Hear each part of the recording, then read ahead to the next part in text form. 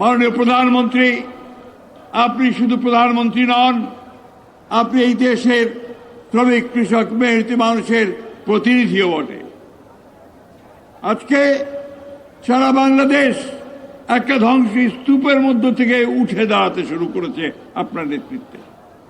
আমাদের কৃষি ধ্বংস হয়ে গিয়েছিল, আমাদের শিল্প ধ্বংস হয়ে গিয়েছিল, আমাদের ব্যাংক বিমা ধ্বংস হয়ে গেছিল, আমাদের অর্থনীতি একেবারে তলানিতে চলে গিয়েছিল। বন্ধু মাননীয় প্রধানমন্ত্রী, আজকে শ্রমিক শ্রেণী যারা সবচেয়ে বেশি অবৈধ বঞ্চিত এই সমাজে, তারা সবচেয়ে বেশি আঘাতপ্রাপ্ত হয়েছে।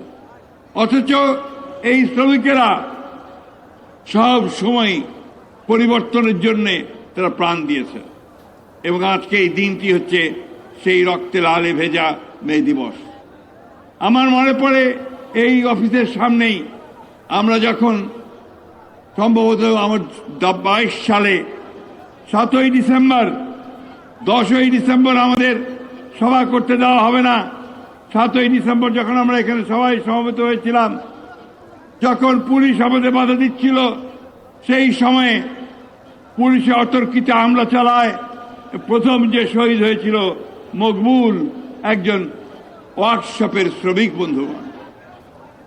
আমি এই জন্য এই কথাটা বললাম যে আমাদের এই ফ্যাসিস্ট বিরোধী আন্দোলনে অসংখ্য শ্রমিক প্রাণ দিয়েছে।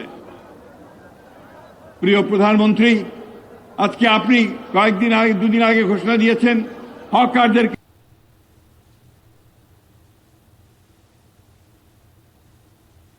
রিহ্যাবিলিটেট করার জন্য, পুনর্বাসন করার জন্য।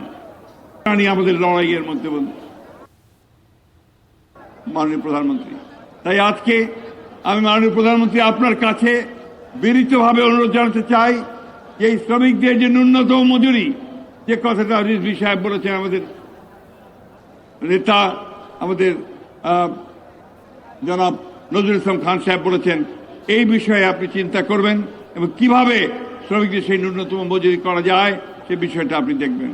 এবং একই সঙ্গে শ্রমিকের ছেলেমেয়েরা যেন তারা লেখাপড়ার সুযোগ পায়, যেন তারা স্বাস্থ্য সেবা পায়, যার কাজ আপনি ইতিমধ্যে শুরু করেছেন, সেই দিকে আপনি নিশ্চয়ই সবচেয়ে বেশি গুরুত্ব দেবেন।